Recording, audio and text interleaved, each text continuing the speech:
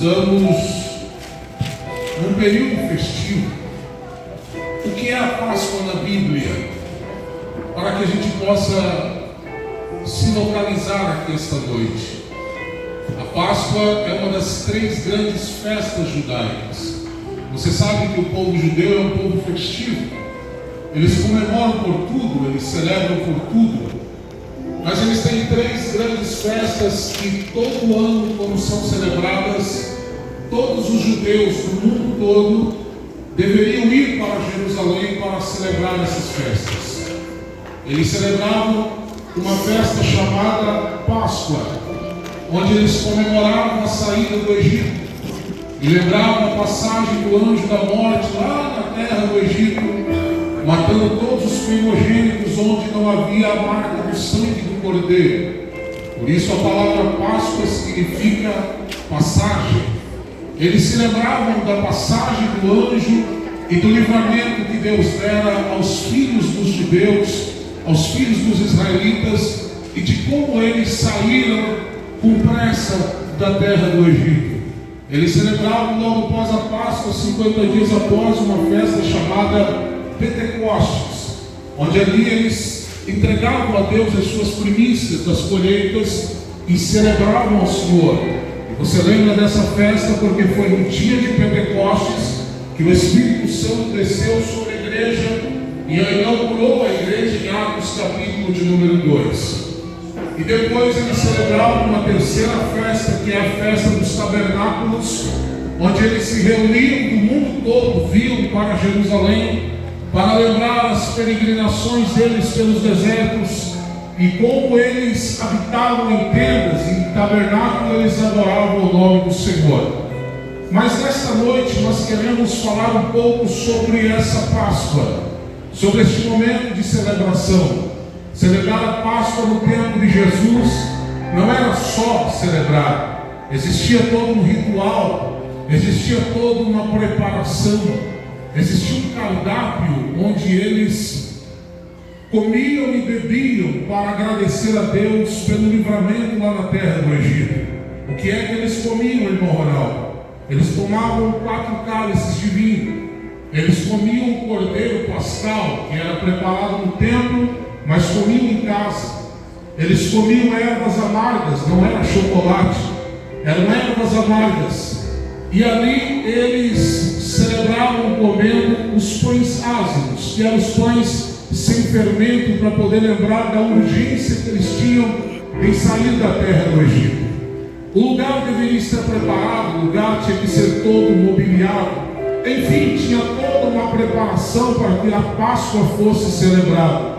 E é justamente neste contexto de preparação que nós temos uma passagem bíblica de um discípulo que chega para Jesus na quinta-feira da Páscoa. Quinta-feira que antecedia a Páscoa, ele chega diante de Jesus em Marcos capítulo 14 e diz assim: Mestre, onde é que o Senhor deseja que nós venhamos preparar a Páscoa? Onde é que o Senhor deseja que nós façamos os preparativos? Colocamos o cordeiro, preparamos o vinho, preparamos as ervas, preparamos o local. Onde o Senhor almeja que nós venhamos fazer isso? Jesus olha para eles e diz assim: vão à cidade e vocês vão encontrar um homem carregando um cântaro de água na sua mão. Este homem vai andar e vocês vão seguir ele. Quando ele entrar numa casa, entrem com ele, chamem o dono da casa e perguntem a ele onde é que está o local para que o mestre prepare, coma e participe da Páscoa. Assim o fizeram. E quando encontraram o local, o homem me mostrou um lugar que já estava todo mobiliado. Jesus vai para lá, Jesus chega no local, Jesus se assenta com os discípulos. Não era se assentar em mesas como nós se assentamos hoje, mesas altas com cadeiras, não senhor e não senhora. As mesas tinham no máximo 50 ou 40 centímetros de altura. Eles deveriam descer até o chão para poder se assentar à mesa e ali participar da Páscoa.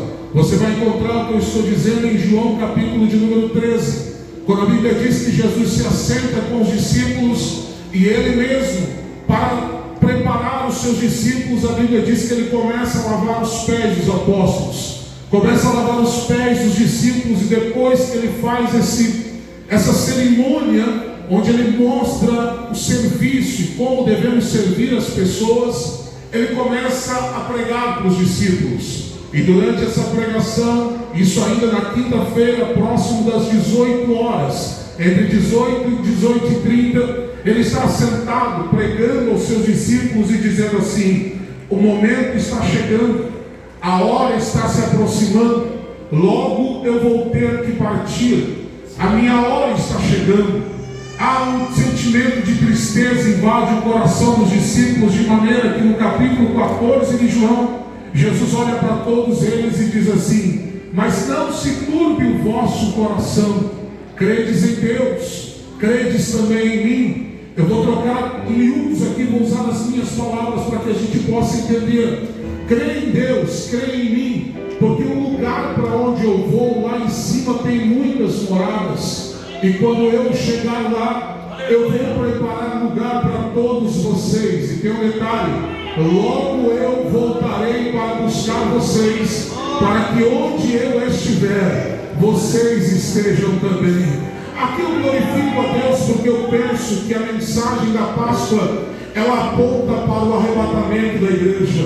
A mensagem da Páscoa aponta para a volta de Jesus. A mensagem da Páscoa me diz que eu não vou ficar para sempre nesta terra. A mensagem da Páscoa me diz que a igreja não vai morar para sempre, para a eternidade aqui nessa terra, porque eu tenho um céu que nos espera, nos aguarda, e que muito em breve aquele que foi vai voltar com anjos, arcanjos, querubins, serafins, e vai chamar o nosso nome, e nós com ele moraremos para sempre. E quem tem essa esperança aqui esta noite, glorifica o nome do Senhor. Ele diz: eu vou, mas eu vou voltar para buscar vocês. E ele vai pregando, ensinando, capítulo 14, 15, 16. E ele conclui essa pregação no capítulo 17 de João, quando ele faz uma oração pelos discípulos, canta um louvor. Eu não sei qual louvor ele cantou, mas ele canta um hino. E quando ele termina de cantar o hino, a Bíblia diz: e eles foram para um lugar chamado Getsemane. Quando ele chega no Getsemane, eles deixam 8 discípulos de lado num canto, chama 3, porque Judas já não estava mais ali, chama 3 deles, Pedro, Tiago e João, e diz assim: olha, eu quero que vocês venham mais para cá comigo, eu quero que vocês se aproximem um pouco mais, e leva eles mato adentro, chega numa pedra, ele se aproxima deles e diz assim: a minha alma está angustiada até a morte, eu estou sentindo o peso da minha chamada, da minha missão, daquilo que eu vim fazer, está pesando demais, eu preciso que vocês orem comigo. Você já parou para pensar Jesus pedindo oração? Você já parou para pensar que Jesus está olhando para eles e dizendo assim: eu preciso que vocês orem por mim, porque eu estou precisando de ajuda, eu estou precisando de oração. Jesus deixa eles mais aqui e diz assim: eu vou um pouco mais ali orar.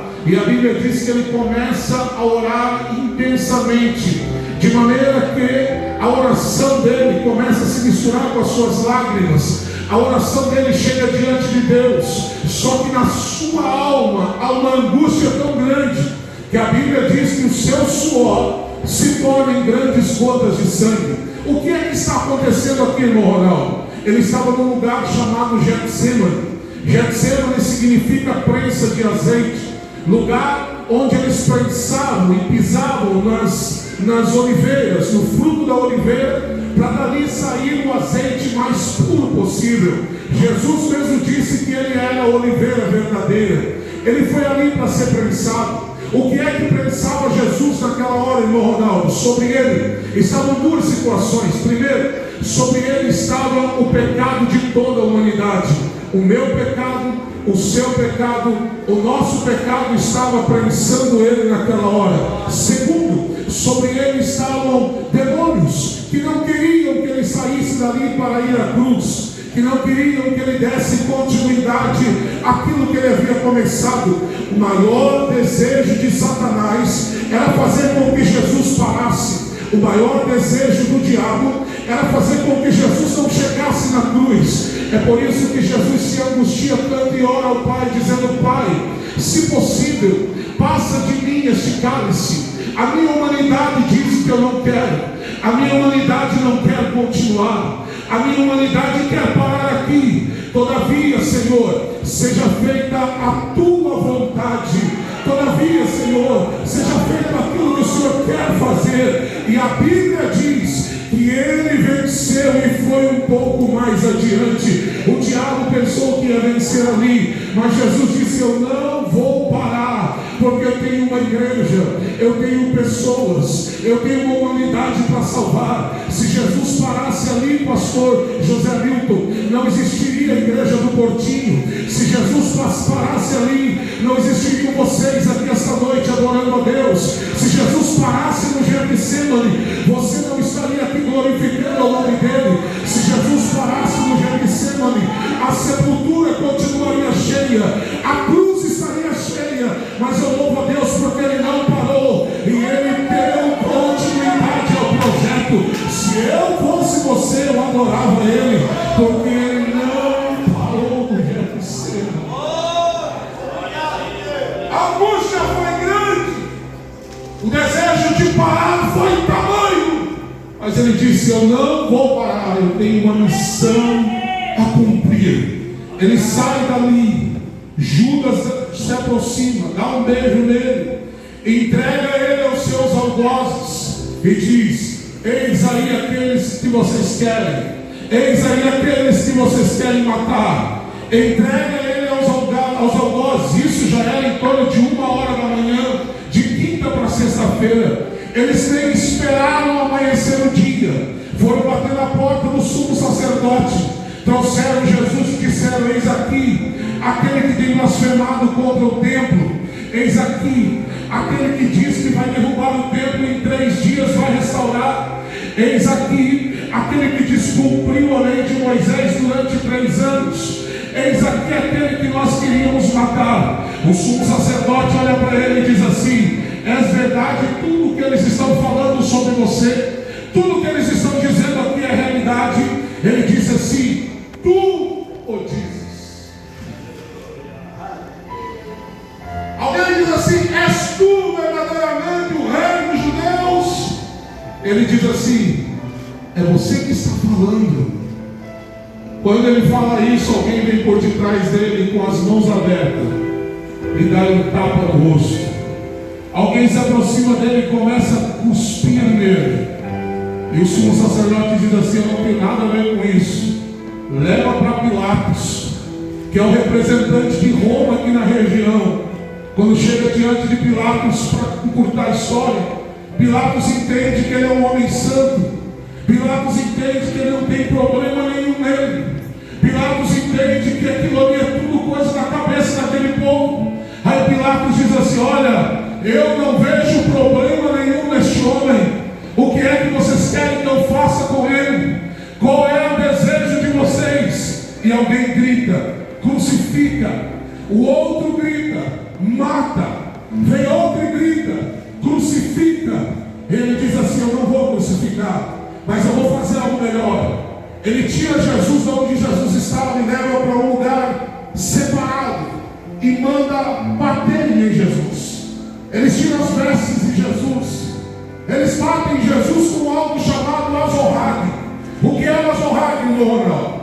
É um chicote de 12 pontas, que não é um chicote como esse que nós apoiamos, e eu apoiei muito de chicote de cinto e de vara na minha vida, mas não é esse chicote que você imagina.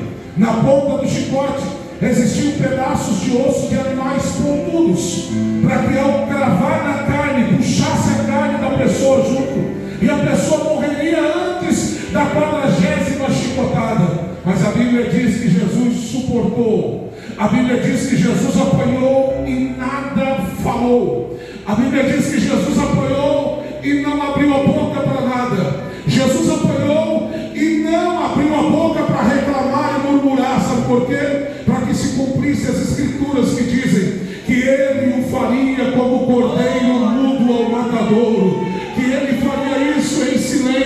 lá ele foi. Bateram nele o dia todo praticamente. Pegaram uma roupa de rei, uma roupa de púrpura, lançaram sobre ele e o abraçaram e colocaram na sua cabeça uma coroa com aproximadamente 72 espinhos. E há quem diga que perfurou algo em torno de 1 a 1,5 centímetros na sua cabeça. Levam ele perante a multidão, todo cortado, uma coroa de espinho, com um manto de púrpura. E Pilatos disse assim: agora eles não querem mais matar, tenho certeza. E ele diz assim: o que é que vocês querem que eu faça agora? E eles, em uma única voz, eles gritam: crucifica, mata, crucifica, mata. E Jesus é entregue a ser crucificado. A história todos aqui conhecemos. Eles pegam Jesus, eles tiram aquele manto, aquela roupa de Jesus. Se você já machucou o seu corpo alguma vez e colocou algo envolto, eu lembro uma vez que eu perfurei a minha perna e ia colocar algo envolto, e na hora de tirar o sangue tinha coagulado. Aquilo dói demais. Imagina Jesus com mais de 300 cortes nas costas, com um manto de púrpura sobre as costas. E você pensa que eles foram tirando devagar para não machucar? Eles arrancaram de uma vez só, e dizendo: vai, rei dos judeus, faz alguma coisa agora, rei dos judeus. Pegam Jesus, colocam uma cruz e somente a haste de cima da cruz sobre os seus ombros, e diz: caminha até o Gólgota. Algo em torno de 60 a 80 quilos. 2 Ronaldo. Caminha até o Gólgota. Ou melhor, a metade do Ronaldo. Caminha, olha eu querendo ser magro. Caminha até o Gólgota. E ele sai carregando algo em torno de 2 quilômetros. No meio do caminho, quase cai. Um tal de Simão Sirineu o ajuda.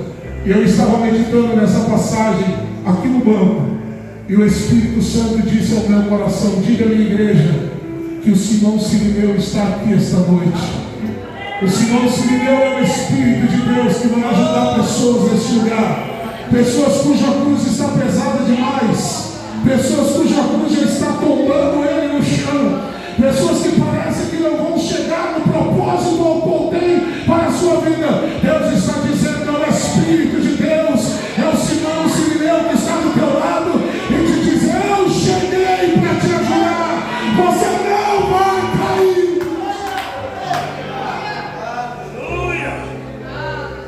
Simão Sirineu põe o ombro embaixo da cruz e diz: vamos, eu te ajudo.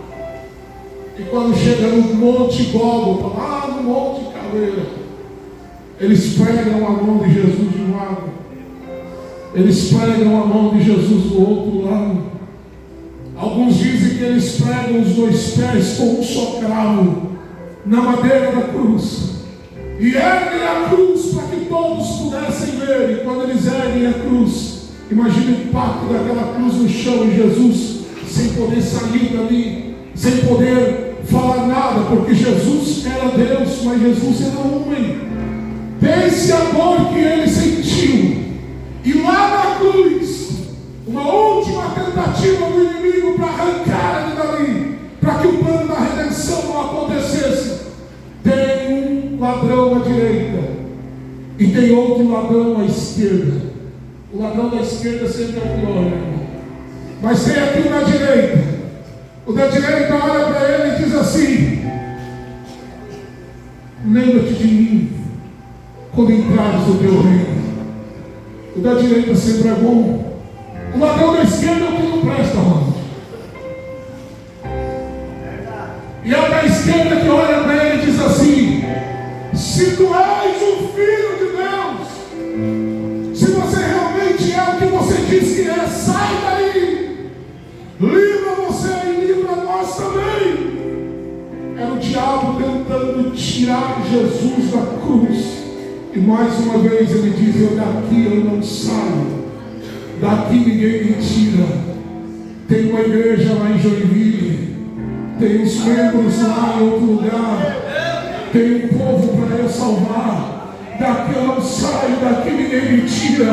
Eu tenho uma palavra de Deus para você. Jesus foi crucificado, não foi pelo reino animal, não foi pelo reino vegetal, não foi pelo reino mineral. Jesus foi crucificado, não foi por extraterrestre. Jesus foi crucificado por cada um de nós que aqui estamos esta noite. Ele morreu para que nós tivéssemos vida. Ele chorou para que nós sorríssemos. Ele derramou sangue para que você pudesse estar aqui esta noite glorificando e bendizendo. Mataram ele. A crucificação começou às 9 da manhã. O primeiro cravo foi às 9 da manhã. Jesus está desde o dia anterior sem comer, sem tomar água, sem participar de nada. Quando na cruz do Calvário ele grita e diz assim: eu tenho sede. Alguém vem com uma esponja cheia de vinagre e coloca na sua boca e diz: bebe aí, rei dos judeus. É isso que você merece. Em cima dele está escrito: rei dos judeus, em forma de sátira e de brincadeira.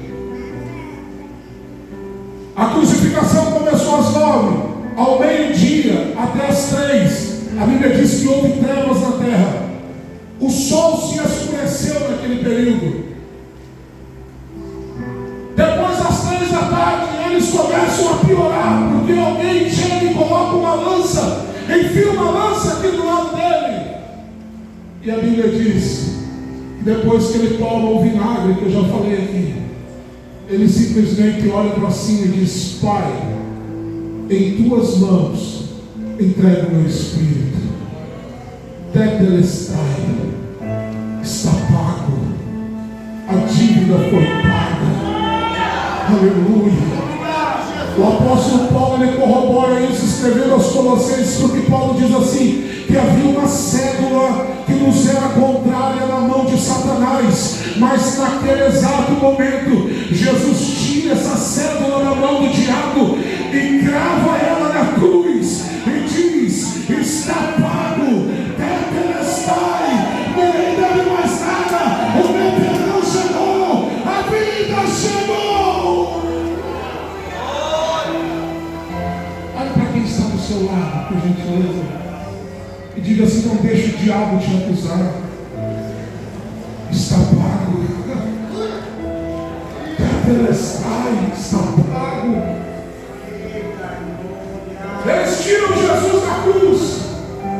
Aí eles precisam de um sepulcro, de um túmulo, e aqui eu finalizo. Irmão, Jesus era muito sábio. Para que Jesus vai ter sepulcro? Para que Jesus vai ter túmulo dele? Para que Jesus vai ter sepultura, pastor?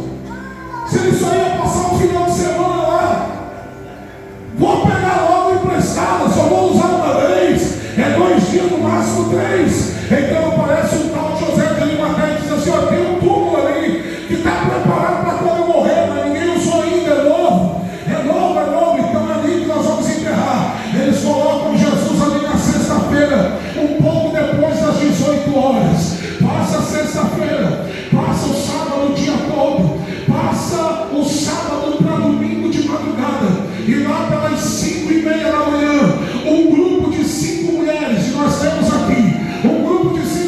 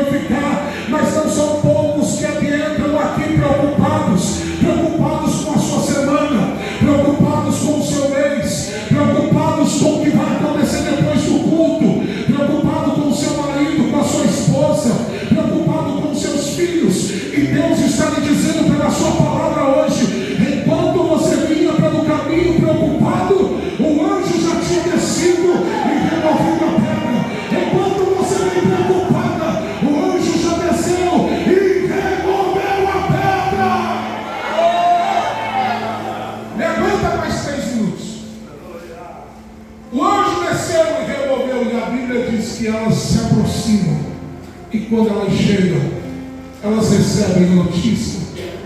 Tem um anjo lá, e o anjo olha para ela e diz assim: Maria, você veio no lugar errado. Chegou atrasada, Maria. Ele não está mais aqui. Aleluia. Ele já ressuscitou. Aí ele faz uma pergunta no capítulo que o João leu naquele início. Ele pergunta assim: por que vocês estão buscando o vivente entre os mortos? Quantas pessoas nos dias de hoje estão buscando Jesus em lugar de morte? Buscam Jesus na macumbaria. E eu sempre digo que se macumba fosse boa, o nome não era macumba, era boa cumba. Estão procurando Jesus em macumbaria, estão procurando Jesus em lugares onde se adora tantas coisas pelo Jesus. Jesus não está em lugar de morte. Jesus está presente aqui esta noite. Ele está vivo e vivo para sempre.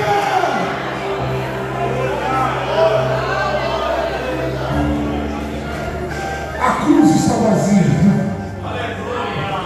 A sepultura está vazia. Mas o coração de cada crente aqui esta noite está cheio da presença. A cruz está vazia, a sepultura está vazia, mas o coração de cada crente esta noite está cheio de alegria, está cheio de paz, está cheio de gozo, está cheio de contentamento. Jesus está vivo, vivo para sempre. Finalizo dizendo o seguinte: Jesus ressuscitou, Ele está vivo. Jesus não está preso no madeiro. Jesus não está preso num crucifixo com cara de quem comeu e não gostou. Jesus não está preso numa tampa de caixão. Jesus está vivo e vivo para sempre. Ele vive e vive para sempre. Quando a igreja nasceu lá nos primeiros séculos da igreja, aqui eu finalizo, eles tinham uma saudação entre eles quando eles se encontravam. Eles não podiam dizer a paz do Senhor, porque senão eram perseguidos. Mas eles olhavam um para o outro e diziam assim: Maranata. Oh, irmão, o que quer dizer Maranata? A gente entende hoje que Maranata quer dizer logo o Senhor vem. Ora vem, Senhor Jesus. Mas no original, a palavra Maranata é: Jesus está vivo e vivo para sempre e em breve voltará. Então eles se saudavam assim: ei, Jesus está vivo e vivo para sempre e logo Ele vai voltar para nos buscar e nos arrebatar. Fica de pé.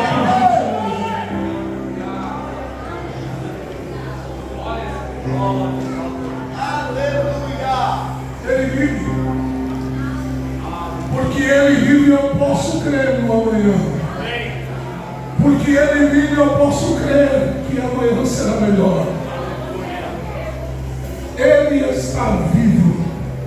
Feche os seus olhos que eu quero orar com vocês. Enquanto a igreja está orando, eu pergunto onde é que estão as pessoas que ainda não são evangélicas aqui neste lugar. Você que ainda não é evangélico, não aceitou Jesus, ou já foi um dia e parou na caminhada, faz assim que eu quero lhe conhecer, só quero lhe conhecer. Levante a mão bem alta. Não evangélico, ou que parou na caminhada, está de férias. Levante a mão, deixa eu lhe conhecer. Deus. Todos evangélicos.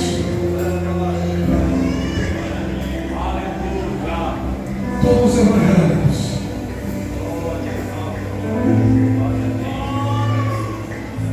Eu quero orar com você que ouviu essa palavra. E eu finalizo em 2 minutos. Você que ouviu essa pregação, e você quer vir aqui à frente para a gente adorar a Deus e celebrar, vamos fazer isso junto aqui na frente. Irmão Ronaldo, eu quero celebrar porque Jesus vive. Vem aqui à frente, nós queremos orar por você. Irmão Ronaldo, eu quero que você ore pela minha semana. Eu preciso de uma semana poderosa, eu preciso de algo da parte de Deus. Vem aqui à frente. Nós queremos orar pela sua vida agora. Enquanto a igreja se aproxima, eu ainda pergunto, pessoas não evangélicas, talvez estejam entre nós, está um pouco com vergonha, só levante a mão, eu quero me conhecer.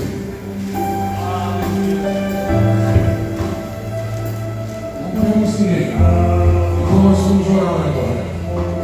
Vamos ministrar a bênção de Deus, os obreiros vão estender as mãos.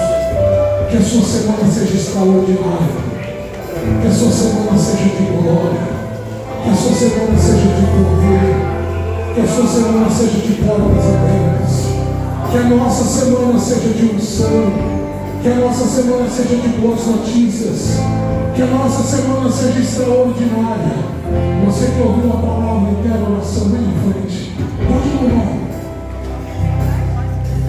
Após o louvor, nós vamos orar junto com os irmãos.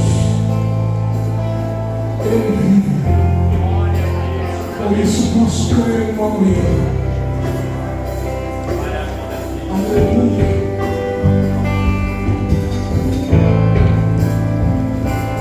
Isso. Vamos orar juntos enquanto eles louvam. Ele está vivo.